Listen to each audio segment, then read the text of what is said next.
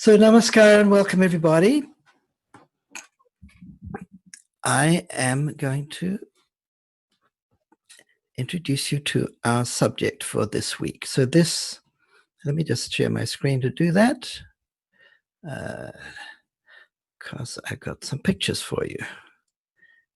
Here we go.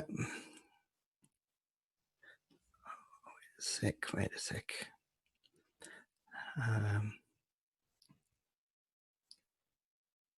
All right. So as you know, if you've been attending this series, I'm creating this series on the secret powers of meditation, and there are 10 of them. So let's have a look at what those are so far. So we're up to number 9. There was an introduction at the beginning. You may remember that. Then we went through all of these: the power of silence, the power of breath, the power of action, the power of thought, and all of these in relation to meditation or as aspects of meditation. The power of presence, the power of sound, the power of perspective, the power of intuition. That was last week. And this week, we're going to be talking about the power of connection. And this is one I've been looking forward to, because actually it's kind of my second favorite topic. I think the last one's my favorite, but this is like my second favorite topic. And if you have my book, Close Your Eyes and Open Your Mind, this is kind of what I'm talking about in the last chapter. It's actually so the book's called Close Your Eyes and Open Your Mind, but the last chapter of the book is called Open Your Eyes. And that's actually my favorite chapter, because it's about connecting with the spirit of love from meditation, connecting to the world and to other people and all living things. So this is kind of my favorite. Hey, I know who's got those fancy looking birds in your picture there. I'm jealous of Ananda Dev. I like those. They're really cool. Okay, so the power of connection. This is a very famous photograph, and it's part of a game that was this group of children would play. They're from a tribe in Africa, the Ubuntu people. They actually have I believe they have a computer language named after them, one of the Linux languages or something. So they have this very close community. They live in a more sort of tribal, traditional way.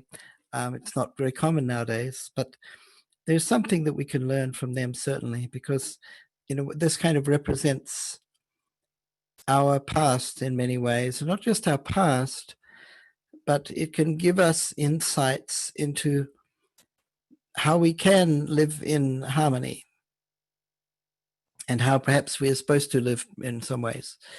We can contrast that with the way some of the strange aspects of modern life.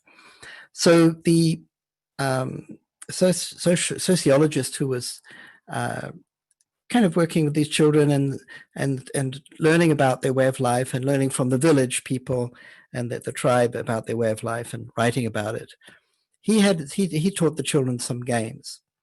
And one of them, in one of the games, he took some really nice fruit, some of their favorite fruit, and he put it by a tree, maybe 50 yards away, and told them it's there, and said, okay, now I want you all to run, and whoever gets there first, they get the fruit, So he said, okay, you ready? And they said, yeah. He said, okay, you run. And they all moved together. Like nobody was trying to be first. And they all got there together, and they all shared the fruit and the nice food. And he asked them afterwards, he said, why did you do that? Why didn't, any of you feel like, oh, if I go there and I get there first, I'll get to eat all of it, or I could, And they were surprised. And they said, no, if we did that, some of us would be sad, and then all of us would be sad. And of course, that struck him very, and he remembered that, and he felt that was a very different way of living from what he was used to, because he was a European. So within us, we have different ways of expressing ourselves. And if you or I were living in that tribe, if we grew up like that, we would be the same. We would have the same attitude. And if those people grew up and lived in the society that we live in, which is probably very different, I don't know so much about your particular community, but that is probably not going to happen in the society I grew up in. If they grew up in our society, they would have behaved like that. It's not that we're different, it's a different culture. And it's a different worldview. They have different priorities and they have different ideas about community and their connection to one another and their dependency on one another.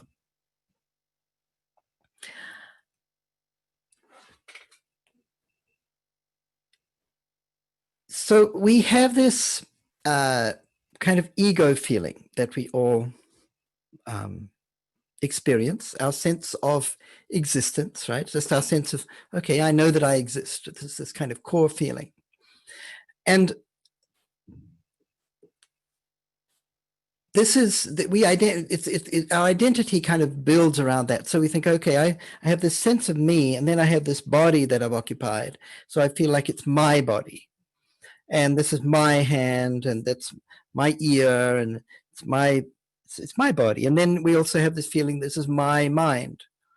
So my mind is like this. I can remember this. I experience that. I have this type of personality. I have these memories and dreams and qualities and these emotions I tend to feel, and I have my personality. So we identify with these things as mine. And as we go through life, the people and the things, the objects around us that we feel we're familiar with, or we think we own them, we kind of invest a degree of that mineness feeling, that feeling that it's mine, in that object or person. So we feel, oh, this is my mother, my brother, my sister, my friend, my enemy. And in that instance, it's a non-mindness. We create a wall between myself. That's not me. So we have the sense, what is me and what is mine, and then what is other. And this develops in us as an extension of our ego.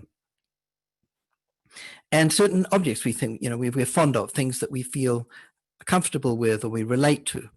So I had an interesting experience with a friend who was, she was a very sophisticated artist. And she was trying to make me sophisticated, which my mother tried for years. It didn't work. So it was a futile endeavor, but she was doing her best. And she took me to the Museum of Modern Art in San Francisco, which is a very amazing place. There's a lot of incredible artwork there. But some of it I liked, but some of it I honestly didn't see the point. And she was trying to get me to understand what is special about, for example, a big square and then another square of a slightly different color, and that's it. And like that's like some painting worth $100,000 or something. And I honestly didn't get it. So call me a Philistine, but that's me. But finally, we found a piece of art that I could relate to, and there it is. So in this piece, I felt I can relate to that. That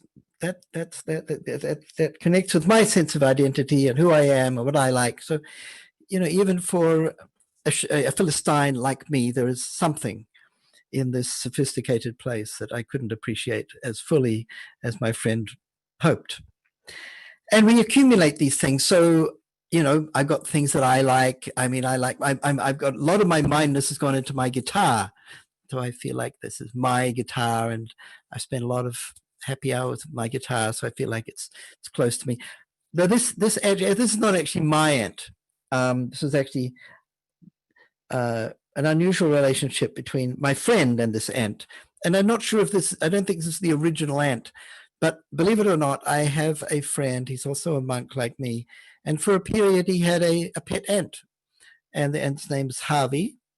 And he has perhaps attained immortality of some kind because he became a character in my novel. The problem with ants, I'm sure some of you have pets, but there's a problem with having an ant as a pet because they don't live very long.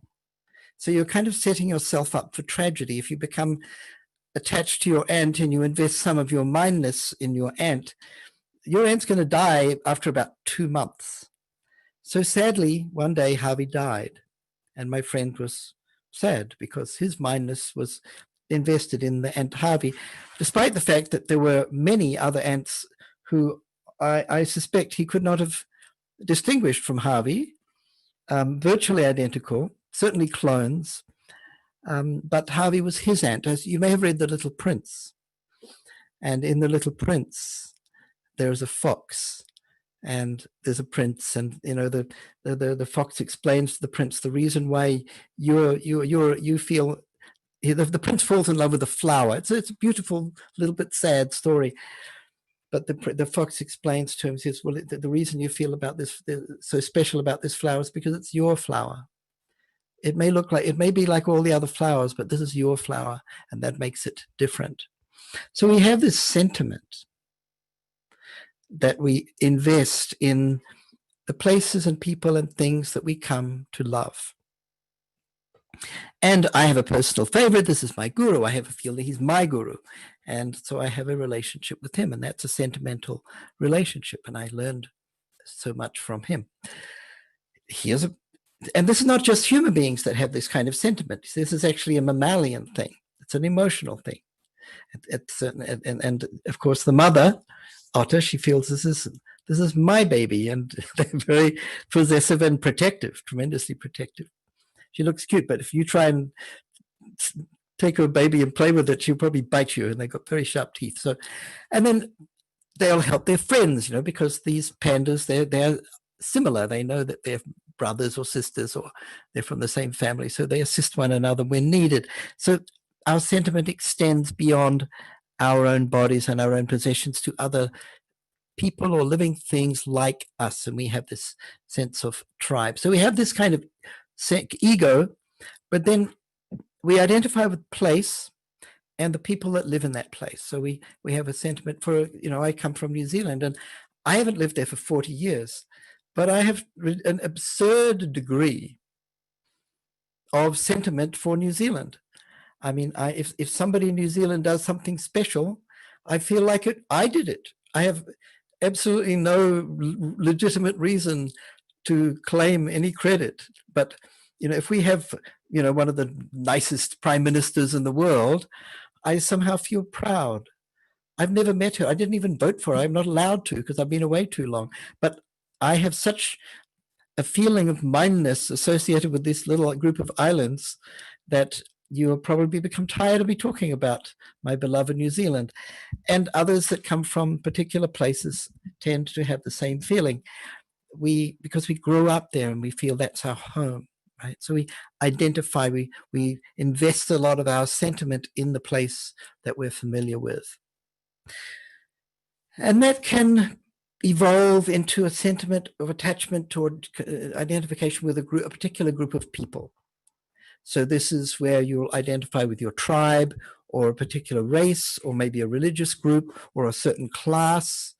I'm from the British upper class, and I relate to other people like that, and other people are not quite as good as us, And you get my British upper class are a bit like that. I know a few of them, and historically they're really like that. So on the one hand, these are natural sentiments, but on the other hand, they're also limiting, because if you feel that, I feel that people from New Zealand are nice and I like them and I'm like them, it can become a feeling that people that aren't from there, they're not like me, and therefore maybe I can't connect with them. Fortunately, I've lived in 20 different countries, and it's not a big problem, but this is a very strong tendency amongst human beings, that not only because we evolved tribally, and your tribe is your security, right?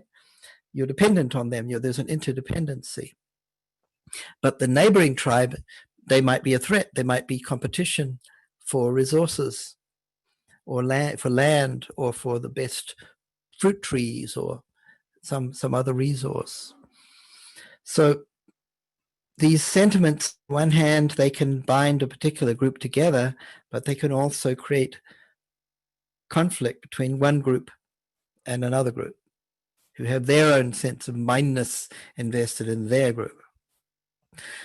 So this, of course, developed into nationalism, and this is the underlying kind of sentiment that has led to countless wars through history.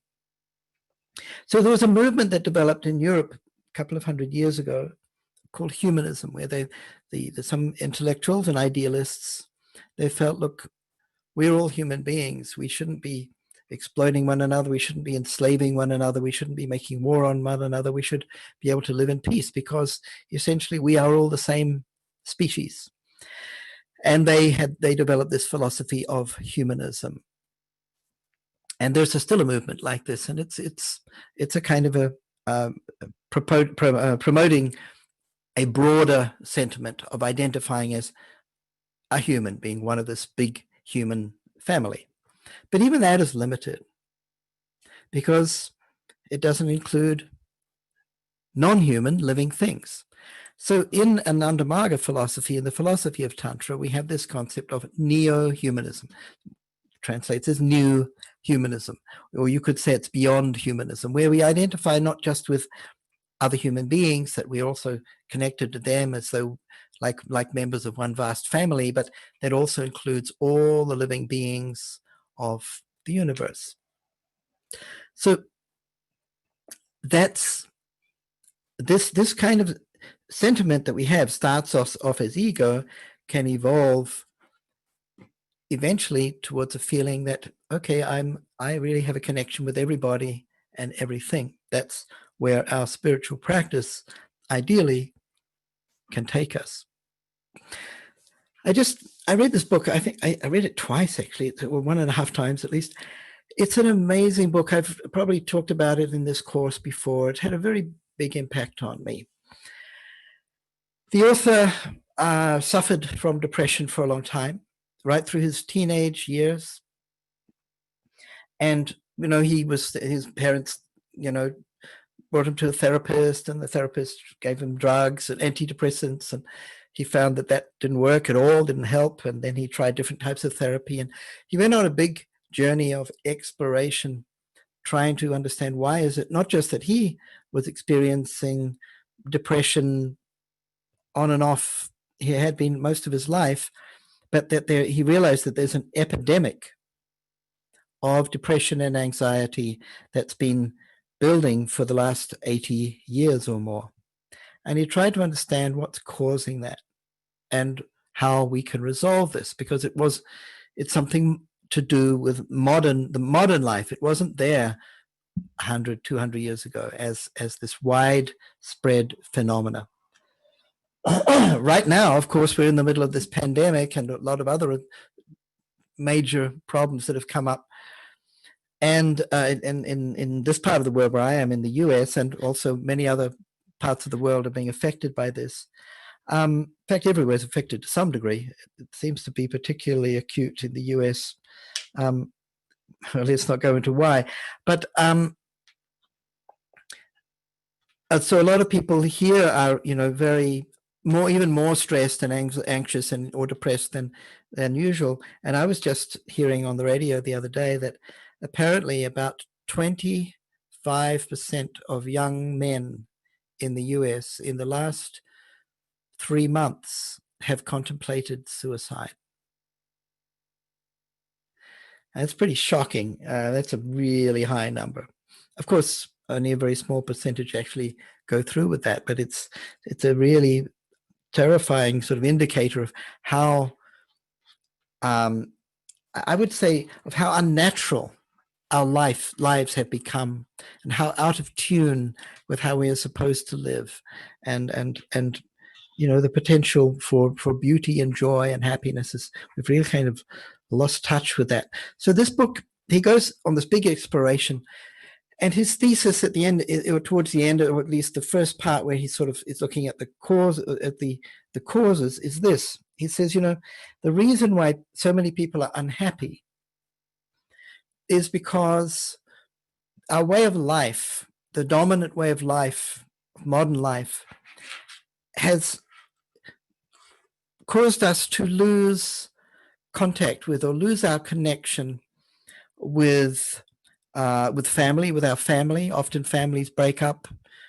We don't have extended families, especially in the cities, so much, depending on the culture. We've lost touch with our family. Communities are broken down. So most people have lost touch with their community. People have lost touch with meaningful work. This really started with industrialism. Work used to be more engaging, more pleasant, less monotonous, less meaningless. Consumerism is another giant contributor to that. We're making things for what? Just so that somebody can get really rich and so I can pay my bills. And so we've lost touch with meaningful work. We've lost touch with nature. That's huge. Spending time in nature is such an important part of our being mentally healthy. In Norway, I was just hearing someone talk about this today, actually. In Norway, they have a kind of law which means every citizen has the right to spend time in nature and even to go camping there, to just relax there. And so they have a lot of protections of people's access to the natural world, and especially during the winter, because of course Norway has long, dark winters, and people feel the need to get outdoors and go into nature, even in the snow. They just dress up warm, they're good at it, and they spend time in nature, and they see it as a necessity. So this seems to me very healthy and sensible. There's a good comment from Ananda Dev. Thanks. Animal rights people look about speciesism, right? Human-centric dominion over other species, right? That's right. This is a big theme. This has been a big theme in the rise of the environment movement, the ecological movement, but also the worldview that we call it neo-humanism, but there's a thing called deep ecology, which became popular in the 1970s and 80s. And it was like this philosophy that ecology is not just about our physical interdependency, it's about the rights of all species. And in the philosophy of Tantra, we say that actually all living things have an existential right to their existence. We tend to treat, as you're indicating here, Ananda, we tend to treat trees and fish and cows as something we can utilize for our benefit, as if we had the right to exploit them, essentially.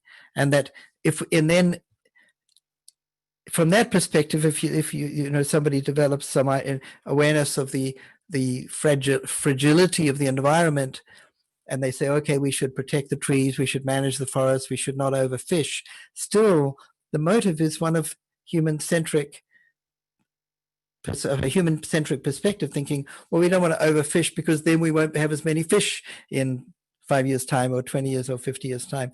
It's not because they're sort of saying that the fish have a right to live and we shouldn't be killing them. It's because the humans want to be able to continue to exploit them. So you're absolutely right. This is I think a defective worldview, seeing other species as something that we have the right to exploit. But yeah, in economic terms, yeah. So lost connections. This Johann Hari is saying that we've lost touch with our family, with our community, with meaningful work, with nature, and finally, with ourselves. And then he goes into this whole exploration of, okay, in which communities or which individuals who are not suffering from depression and are flourishing and happy and, expressing their potential and connected with one another, and why is that happening? What makes it work? And he explores that. And there's many wonderful examples of community building, of people really reestablishing their relationship with nature, and of people practicing things like meditation or living in spiritual communities or living in community of any sort, and sort of rediscovering these essential connections that are so important to our well-being and happiness and mental health. So it's a really interesting book. Strongly recommend it. And that's what happened when I read it. I got all inspired and thought, this guy knows what he's talking about. So I want you to do, I'm going to change this exercise actually. Okay. We're not going to do this in pairs, and the reason is this, because it's actually to do with connection. So we have a little group here on YouTube. There are 9 of us, okay? No, sorry, on Zoom. But we also have some people joining us through Facebook, and last week there were 12. And then there's also another number, I don't know, maybe another 10 joining us through YouTube Live. So we have maybe almost 30 people, but if we were to break into pairs using breakout rooms in Zoom, which I've done in the past, maybe only a third of us could participate. So we're not going to do that. And I only learned this like an hour ago, so just over an hour ago. I didn't realize we had so many people participating in Facebook and YouTube. So we're going to do something different. Oh, we're getting some lovely quotes here. I want to read these to you. I'm a huge fan of Chief Seattle. So again, from Ananda Dave, thank you. Humankind has not woven the web of life. We are but one thread within it. Whatever we do to the web, we do to ourselves. All things are bound together.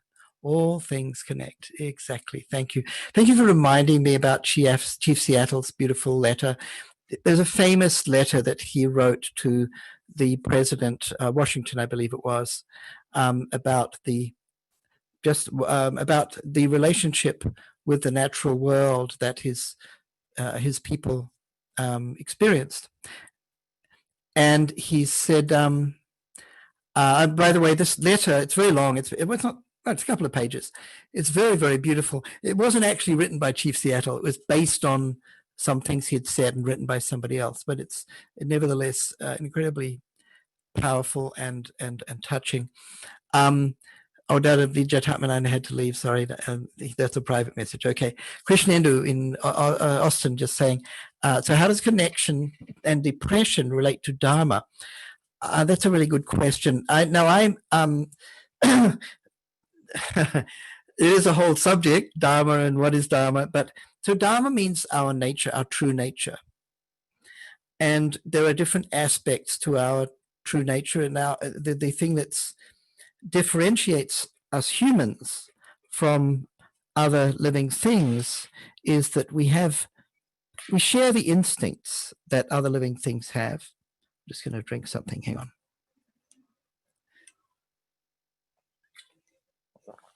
on. We share the instincts that other living beings have. We experience fear. That's a survival instinct, very fundamental, and we share that with other living things, at least with animals. I don't know if trees experience fear. Maybe they do. There's some interesting research about what is happening on a mental level in trees. It's unclear, but there's something going on, it seems, and I believe that. But yeah, we have these instincts. So there are 4 core instincts that we have. So fear, desire for food, desire for sleep and rest and security.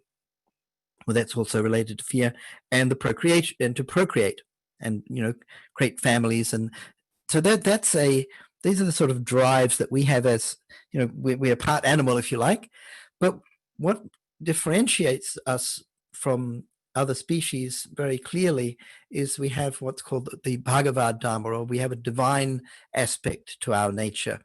And these are, again, 4 in number. They are what's the desire to expand our minds, called Vistara, like Vistara circle. Vistara means expansion, and it's the first of the 4 aspects of our divine Dharma. So we have this desire to expand our minds, so that leads us to always want more, and it might be expressed outwardly, and we sort of explore the world, we explore science, we go into the arts, we do all kind of things that other animals wouldn't occur to them because they don't have that drive. We have a desire to experience, it's called rasa. It's like a feeling of harmony and flow. And that's, you could say that's, you see people expressing that when they go surfing, adventure sports, you know, the feeling of skiing. I love skiing in the snow.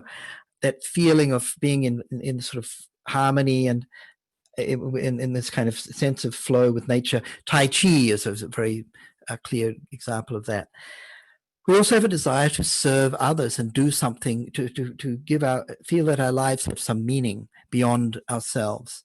So people talk about wanting to leave a legacy, to feel that their lives had some purpose. This is coming from this drive of Bhagavad Dharma. And then finally, we have this desire for moksha, which you could say is spiritual liberation or perfect freedom or enlightenment. So to answer your question, how does connection and depression relate to Dharma? Well, I would just say intimately, because, for example, to do service is all about connecting with people, because when we act to help other people, that's a very powerful creates a very powerful connection with them. In our spiritual practice internally, we are connecting to our inner selves. So, you know, as Johann Hari said, we've lost our connection with ourselves. So meditation is about reestablishing that connection. And if we're not fulfilling our nature, we feel unsatisfied, and if that continues, we can become depressed. We feel like life is pointless. We feel that we don't have a reason to continue when that gets really extreme. So they're intimately entangled. Oh, this is is that an actual quote? That's interesting. It is no measure of health to be well adjusted in a profoundly sick society. Yeah, that's very interesting, from Anandamurti. Yeah, our society is sick. Definitely. That's why, I mean, these are the symptoms. If there's an epidemic of depression, if there's an epidemic of young people considering suicide, clearly something's wrong, okay? The culture and the society itself has a sickness, and this is what this is pointing to. So it's very critical. What I wanted you to do here, whoops, I want to go back, is just consider for a minute. So I want you to just close your eyes. So just sit for a minute, close your eyes. And this is about kind of getting clear on your own identity. So this is about, you know, connecting to yourself. So who are you is what we're exploring. So first I want you to think about your how you identify with your physical body. What stands out when you think about your physical body? Think of 3 characteristics that you think of when you think of your physical body. Like, I know I might think, okay, I've got a white beard, and I'm this such and such height, and I've got blue eyes, something like that. Or somebody else might think, well, I'm tall and thin, and I've got brown skin, or, you know. So just think of 3 things that you might identify with about your physical body, and think of them as sticky notes. So I want you to just mentally think of yourself as writing each of those on a sticky note. You know those colored sticky notes? And it's like you tag them on your body, all right? So you got these little labels on your physical body that just define you in very broad terms. So just take a minute to think about those. Just pick 3 and then stick them on.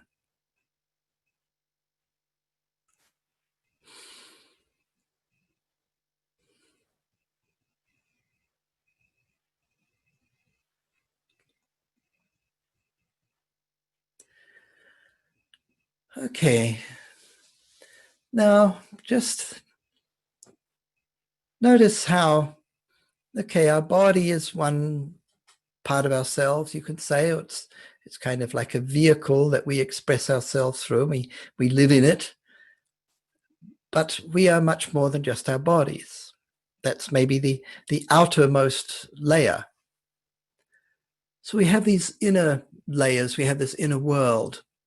and it's composed of a few different parts. So let's think about your emotional self, if you like, or your sort of emotional side of your personality. Maybe you're a person who's very empathetic and you really feel to help other people, or you easily understand when other people are uncomfortable and want to make them feel comfortable, just as a simple example. Or maybe you have some other characteristic. I want you to, again, identify 3 characteristics about your personality and your emotional makeup, and make sticky notes and stick those on as well. So just take a minute to do that. So 3 personality traits or emotional characteristics about you that to some degree define you, that you identify with.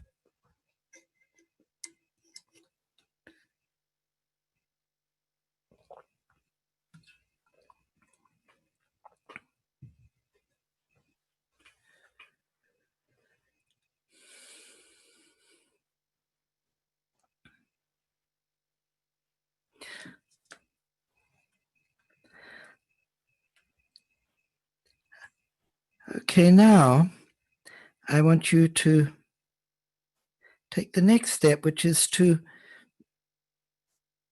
consider your sort of mental world, your thinking world, your world of memories and ideas and thoughts, and identify 3 things about yourself that you feel describe the way that you think, the way that you view the world, the way you feel about, or the way you think about other people, I should say. What are your talents? What do you know? What are you really good at? What are your skills? And so I just want you to pick 3 of those. You might be very good at communicating, or you might be somebody who's very good at analytical thinking or maths, or so pick 3 things that you might be good in languages. 3 of your sort of intellectual capabilities and thinking and things you can do with your mind that you do well.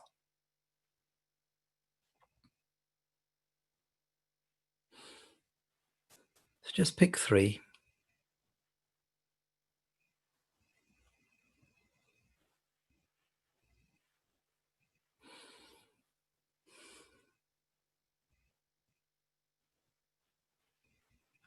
And write them on sticky notes, stick them on.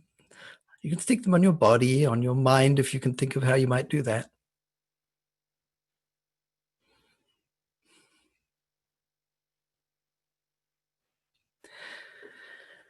And then we're going to do one more layer, and this is to do with what you like and what you aspire to, or what you dream of, things that you're very drawn to. Maybe you're very fond of a particular kind of food, or certain types of stories, or you like going outdoors, or you love some sport, or you love doing something where you're helping other people, or you work with children, or something that you're a bit passionate about, that you really enjoy doing. Find 3 different things.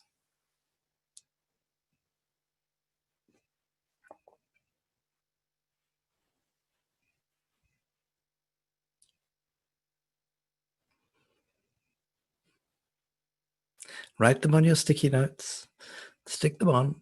You can use different colors for the sticky notes.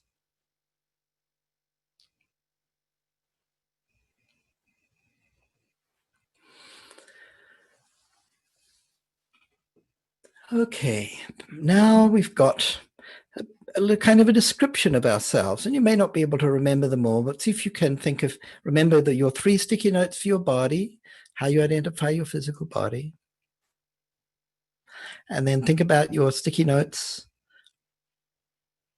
for your kind of emotional self, your personality. And think about your sticky notes for your thinking skills, your intellectual abilities, what you're good at doing with your mind. And then think about your hopes and dreams and things that you're drawn to and really like doing. All right?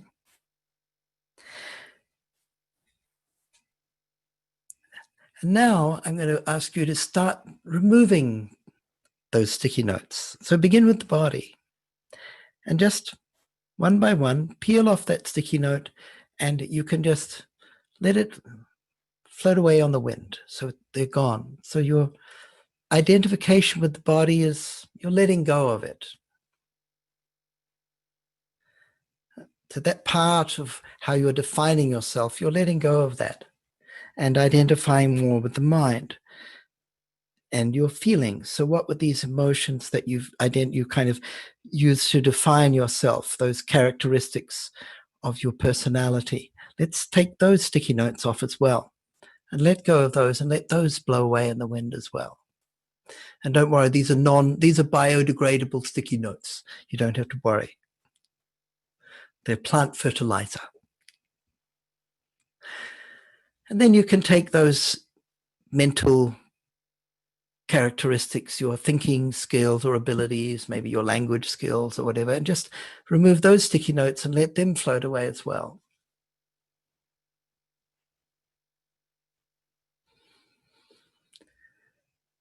And then take your sticky notes that are describing what you like, what you're drawn to, what you are passionate about, and remove those one by one, just the 3 of them, and let them float away on the wind and disappear.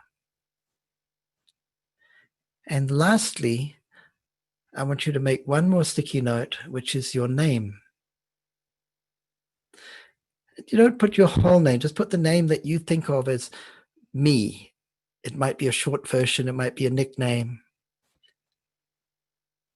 And stick that, write that sticky note, and then let that flow away in the wind as well. Now what's left?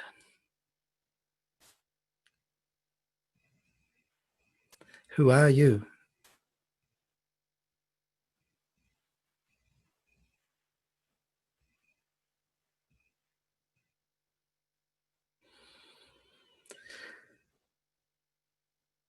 Okay, you can take a deep breath and open your eyes. And I would like to invite those of you who are in the Zoom call, at least because you've got access, to write in the chat what you noticed or felt about who you are when those things are taken away, what's left. Or any thoughts that came during this exercise. Any things you noticed or realized about your sense of identity or yourself.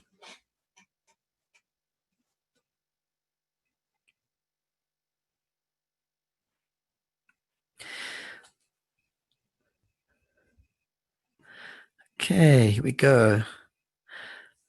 Lightness is less self-awareness. Okay. Yeah, that's it's very simple, isn't it? If you take away all those other things, what's left is my awareness that I exist, my self-awareness.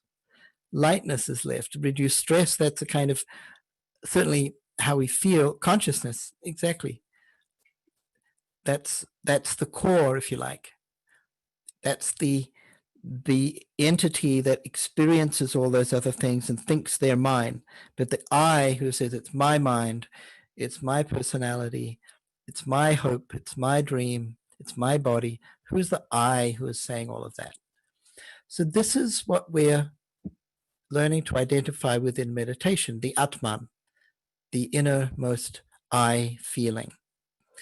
And it's this feeling that we want to expand through meditation so that we identify or we kind of recognize or realize that other living things also have that feeling. And it's actually, that is the common point. So I feel this, but so does Kailash, so does Ananda Dev, so does Anushila, right? Everybody that you meet, everybody you think of, anyone you've ever met, they also felt self-awareness. They also felt this core sense of consciousness and existence. And that means that their existence is also important.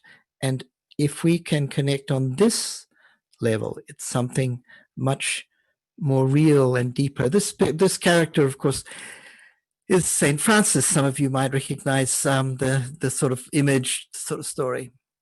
Okay, from Suresh. I will say that this exercise seems the opposite of the procedure followed by career or college major counselors, which would be to identify those characteristics that you identify with and then build on them.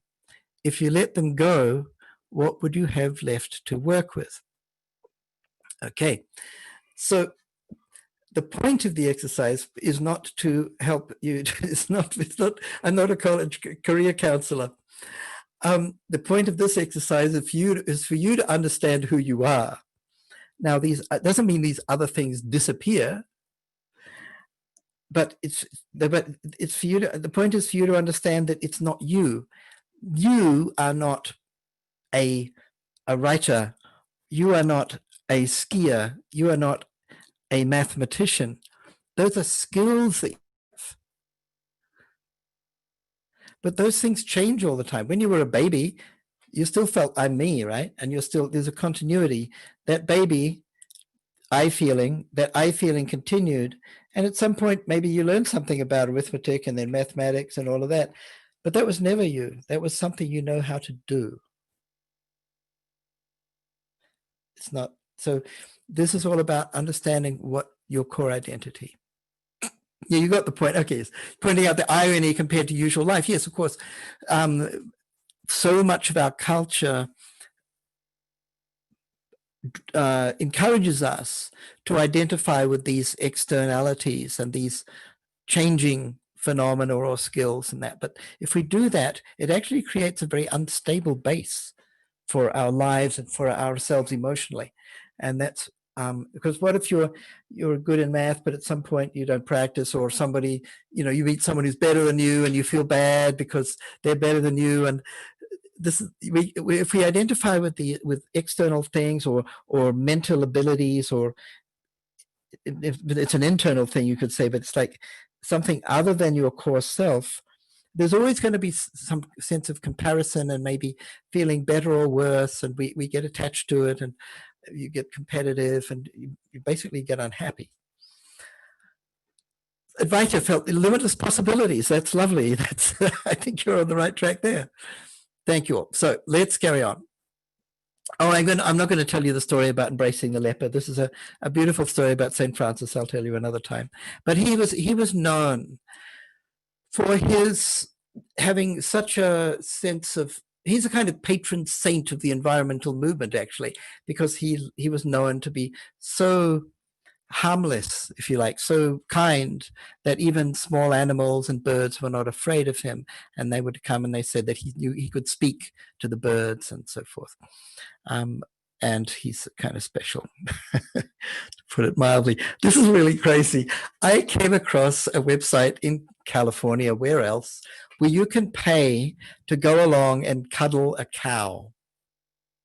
Cow cuddling. It's a thing in California.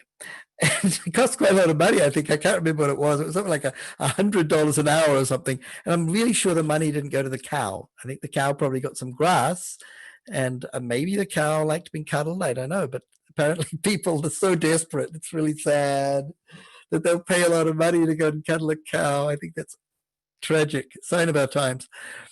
So in terms of us evolving into a species that is more aware of our connection with other living things, and that other living things also have a right to exist, and all of that, how are we doing? Well, I'm an optimist, so I'm going to give you a little bit of at least some good news. I think we need a little bit of good news right now, perhaps. And I learned about a lot of different laws that have been implemented. This is to do with the rights of non-human living things. So it's at least one issue that I think is important. There are plenty of others, but this one's a good start. So here we have this map which is, of course, distorted. But okay, in Austria, in Europe, they passed a special Animal Welfare Act in 2004. This is getting really quite revolutionary. In 2008 in Ecuador, in 2010 in Bolivia, they changed their constitution in both countries, I believe, to recognize the rights of nature. And this became a real trend. Even in one city in the US, in Pittsburgh, in Pennsylvania, the city passed some sort of ordinance recognizing the rights of nature in 2010. In India, which is not a country renowned for animal rights, unless you're a cow, cetaceans means dolphins and whales. They declared them that they're legally sentient beings, which means that it's illegal to keep them in captivity because it's like putting a person in prison and the dolphin hasn't committed a crime. So it's against the law to imprison them. So they ordered these dolphinariums where people would go and see them perform. They phased them out. Now I believe they're all phased out now. In the state of Uttarakhand, they declared that they made a declaration of the rights of rivers and glaciers. And this came, of course, because of the science. They're showing that the glaciers are a critical feature of the cycle of water and the health of the environment. We can certainly appreciate that right now where I am in California. Not that we have any glaciers, but we'd like a few glaciers right now. Colombia. It's a rivers right. So this was catching on trend in South America. Norway, they banned deforestation and they banned the importation of any products that were produced through deforestation from other countries. Overall, humanity, this is from Ananda Dave, thanks, from Steve Pinker, that's the author, is he? Humanity is becoming less violent, less poor, more educated. There's a gradual increase in environmental sustainability. Yeah, you're right, it's a growing movement. I mean, we hear about the bad news, but actually there's a lot of changes going on in people's sentiment and in people's understanding and realizations about the important things. And I think there's one more, and I believe it's from, here we go, Mexico City, Rights of Nature, 2017, and New Zealand, they declared the rights of rivers. Then they had specific rivers have their rights. And they also declared that all animals are sentient in 2018. I don't know what that really means, because it's not like the whole country became vegetarian or anything. So I'm not quite sure how substantial that was, but in principle, it's a start. Okay. So there is really this shift going on in terms of people's awareness of and appreciation of our connection with nature, our relationship with other living things. And I think that's really encouraging.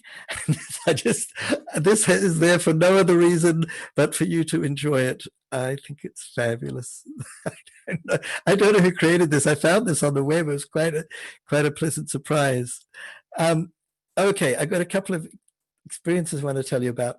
We have time. So there was, I can't remember where I read this, but apparently, well, first I have to explain what a grandfather clock is, because they're very outdated now, and maybe you haven't even seen one. But when I was young, we had this big clock in our house, which was about 5 feet tall, and it had a big pendulum. It was a mechanical clock. They're a kind of antique nowadays, of course. And this clock maintained it, had to wind it up. It had a spring-loaded mechanism, and the pendulum would swing in a regular rhythm and keep time. Now, in the old days, by which I mean like when I was very young or even earlier, maybe 80 years ago, these were common and they were a little bit expensive, so they were common in sort of middle class or richer houses. And so there were shops that would sell these big clocks.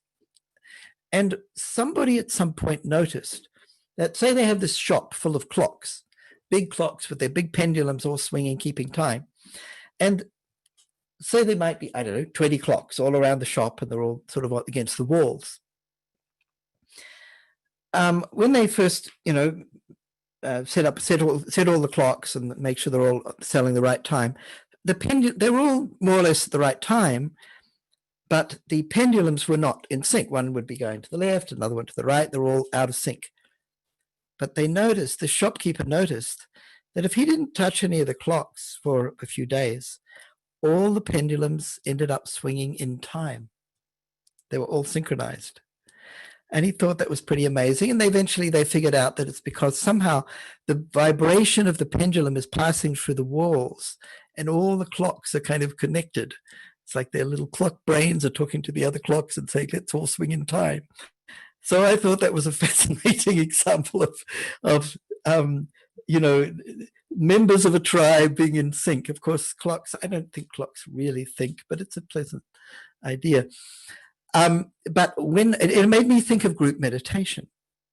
When we sit in meditation, in a circle, in a group, and even online, and this is a thing I didn't expect, but when we meditate together, even if we're just connected through the internet and maybe some sort of telepathic other dimension where the real connection is happening, which is kind of my theory.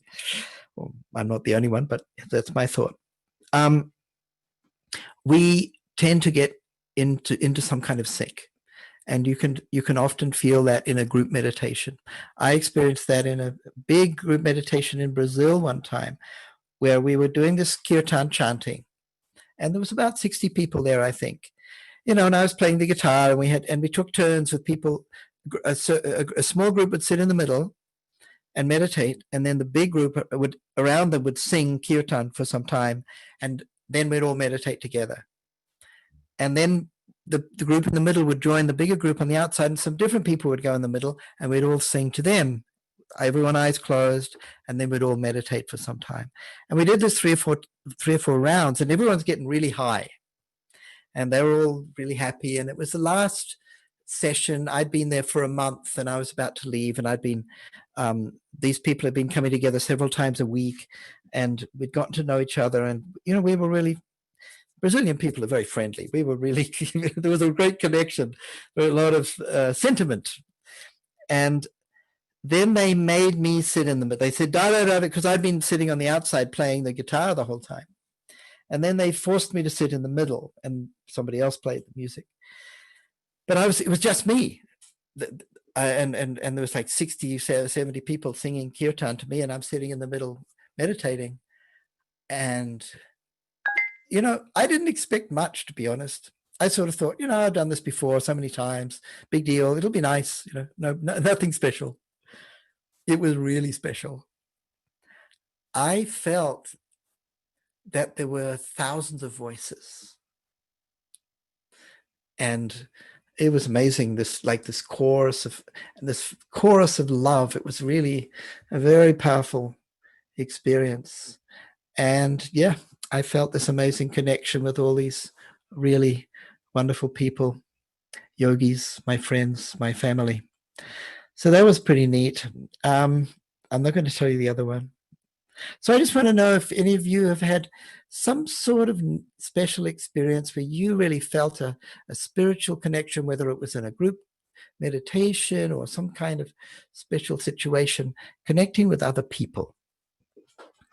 Or nature, something maybe hard to explain, but a very touching experience of some kind.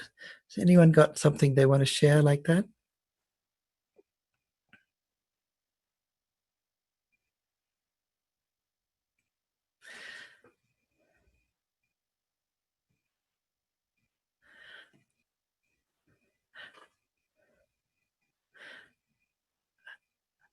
Well, you can reflect on that. Maybe write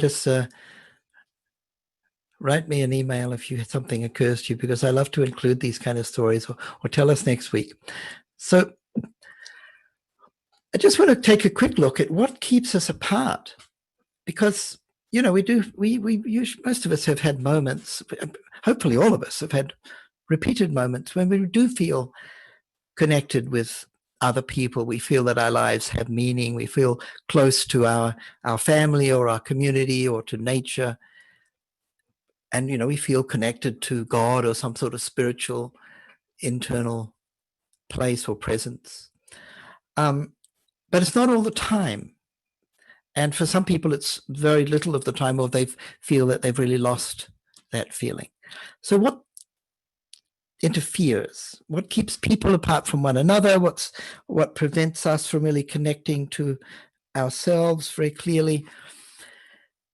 And there, again, you're welcome to write things. If there's one big one, of course, is fear. So it's a tribal thing, and you could say it's a psychological thing where, like, with sometimes people are. Some people are afraid to meditate because they've been told by their priest that the devil is inside them, which is actually not really Christian doctrine, because according to the Bible, it says the kingdom of heaven is within you and God lives in heaven. So the devil doesn't actually live there. But this is what some priests tell people, and it's misrepresenting their philosophy. But a lot of people have become afraid often because of religious dogma, or they're scared. Maybe they just have some internal pain that they're afraid to face, some trauma that is disturbing them. They don't like being alone, because then they have to deal with it or face it. So fear can make us afraid to connect to ourselves. And of course, it can often make us afraid to connect to other people, because maybe we think they're different from us, or we think they don't like us. And so fear is one. But what are some other reasons we have difficulty sometimes connecting to others? Distrust, anxiety, competition can either connect or separate depending on the attitude. That's very true.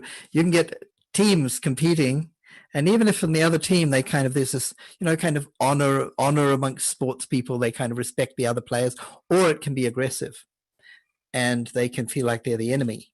So you're right, it depends very much on the attitude and the way that they're trained by their coaches and so forth. These are common human experiences, right? So fear is one. Hatred, that's when it gets even worse, where you get sort of it often becomes very personal. Narrow sentiment. So again, this is like thinking only people that look like me or speak my language or believe what I believe, we're the kind of superior people, or we're better than other people. So these narrow-minded sort of racism or sexism and these kind of narrow sentiments divide. Yep. And I mentioned these geo and sentiment. Unconscious bias, that's a whole complex world of different kinds of biases that we have towards other types of people, and we're not even aware of them. It can be very subtle. And it's programmed, it's deeply conditioned, this stuff. And it's quite difficult to overcome. Intolerance, incompatibility, lack of resources, food, health, and basic needs. That's very true, and I'm going to get to that in a second. That creates division, because then there's that's what I was getting to, actually. When one group is exploiting another, maybe whether it's often financially, right, then of course there's a division, because one side, if they're aware of it, there's resentment or maybe even hatred, and on the other side there's this kind of maybe self-justification and maybe a suppressed guilt. There's all kind of emotions come up that are bound to make you feel. They actually create fear or hatred. So it comes back to these deeper sentiments. Wealth disparity is a big one. I live in a part of the world where there's a lot of wealthy people, but there's also a lot of poverty. And the rich people, they live in their little lonely castles, and they don't have contact with the other people. They're actually tremendously lonely, and it's very stupid, because they created it by accumulating, clinging onto their wealth, and thinking that things are more important than people. There's a really beautiful spiritual community run by some devotees of Yogananda in Grass Valley. It's called Ananda Village. And they have about, I think it's 1,000 acres. It's very big. And when I visited there, we spent a few days there, and they told me that they have 3 principles that have helped them remain united and they keep the maximum harmony in their community. And one of the main principles is that people matter more than things. And I thought this is tremendously good foundation for a community, for for a tribe, if you like. It's like the little kids. It was their knowing that everybody's happy was much more important than them getting to eat more fruit than the other people. They thought that was weird. So wealth disparity divides people, and of course also can create tremendous unnecessary suffering, jealousy, envy, disrespect, all these things. Okay, so there are a lot of ways that we Facebook. This is this is based on research. Facebook, in some, and there's a lot of research has gone into this because it affects so many people. What, 3 billion people are on Facebook or something? Facebook makes people unhappy. In some, if you take some positive aspects of Facebook and then you take the negative effect, and in total, the effect is definitely negative. In fact, it's the number one. It's considered to be, in some studies, the number one contributor to this epidemic of depression. Is not Facebook specifically, but social media in general. So that Facebook is the major player, but there's Instagram, which belongs to Facebook, and then there's TikTok, which is crazily meaningless, and all the rest, Netflix and the rest, all the social media and distraction stuff.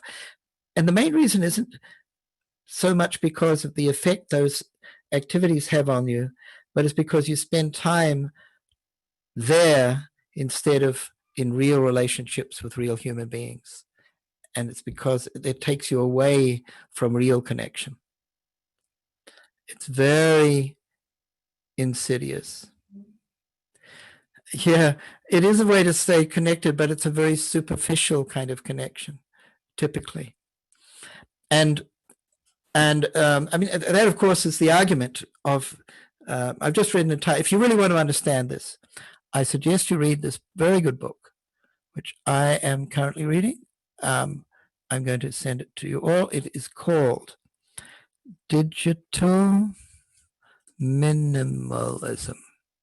And in there you will find all the research. And yes, it talks about how social media is considered by the people that are arguing for it, who are employed by the company usually, saying, oh, it helps people to stay connected with their friends in like separate places, distant places, and all of that. But the problem is that these programs or these products are they're not designed to connect you to other people. They're designed to keep you in front of the screen, because that's how they make their money. They sell the data, they sell the attention and your time. They're selling your time. And the benefit of having a sort of superficial connection and seeing your friend's baby picture 50 times who lives in another city, the benefit of that is much less than if you'd spent that time with a real human being having a real conversation. And it's the overall impact is devastatingly harmful on people's mental health. It's not small. Okay.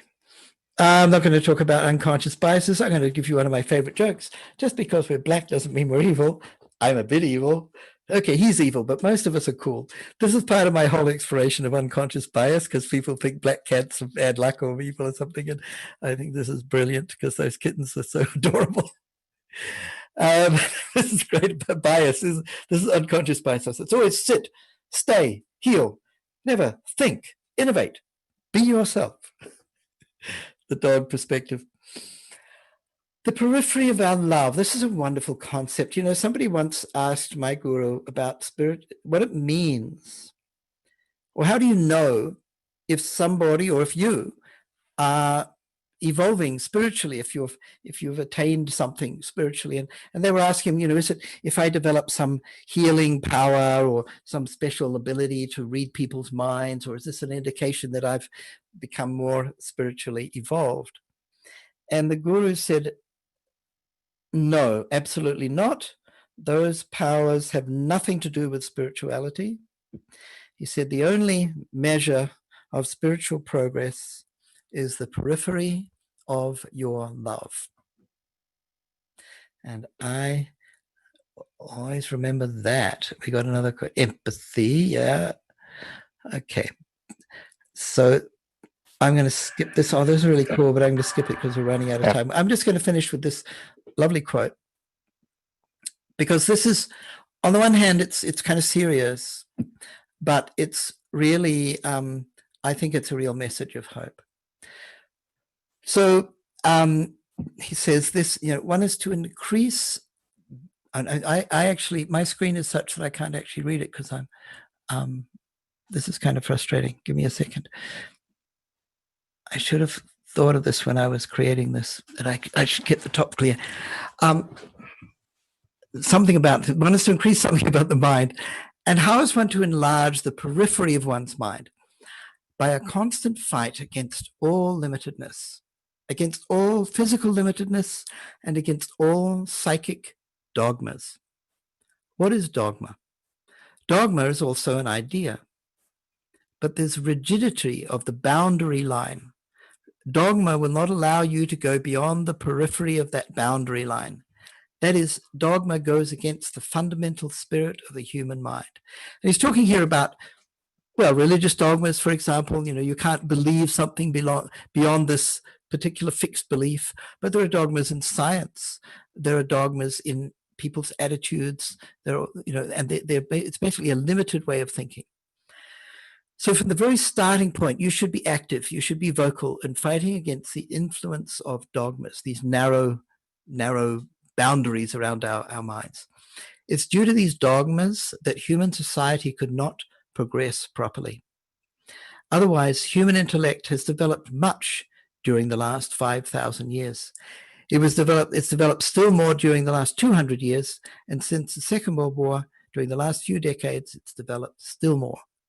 So he's referring to this kind of awakening of these ideas like humanism, like human rights, like environmentalism and our interdependency, and the rights of animals and plants and rivers and all living things.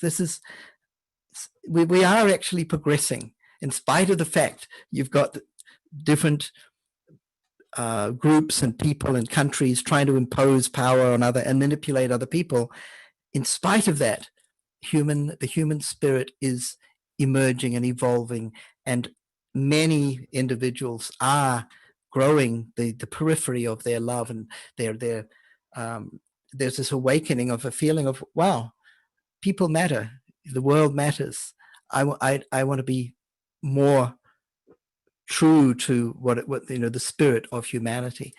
And many people sort of sense that there's this kind of awakening going on. And this, as I think, Ananda, you observed, that actually this is the most peaceful period in human history.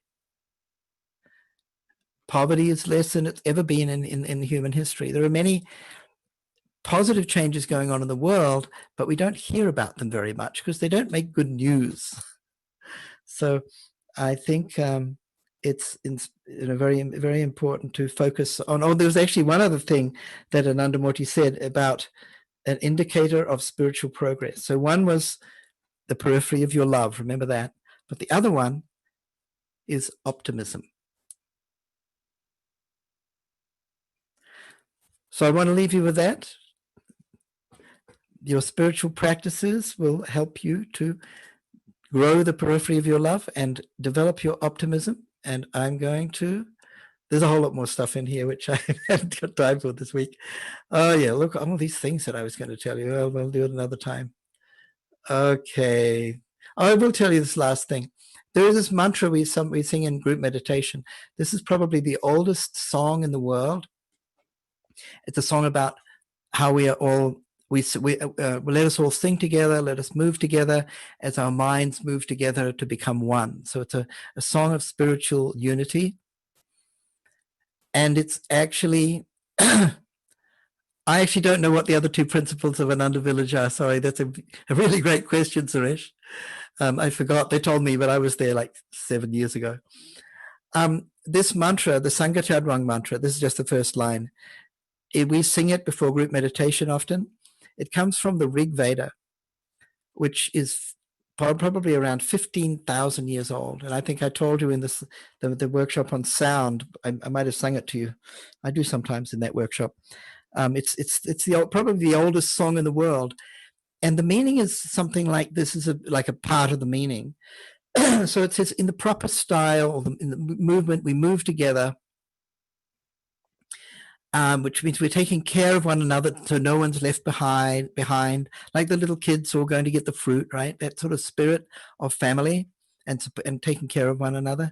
Build a strong, well-knit society with no exploitation, no superiority or inferiority complex, means no one group dominating or exploiting another, everybody having, sort of equal rights. So the progressive utilization theory of Prout is based upon this mantra. And this is the socioeconomic philosophy, which is a part of the Anandamarga philosophy that was propounded by Anandamurti. But the initial inspiration for it came from this ancient mantra, this idea of humanity moving together as one family. So I love that concept very much. Next week will be the 10th of these sessions, The Power of Love. And if you haven't done so already, play with or if you have an iPhone, because we're still working on the Android version, the ever-evolving Bliss Timer app. So that's it, folks. I am going to escape from that.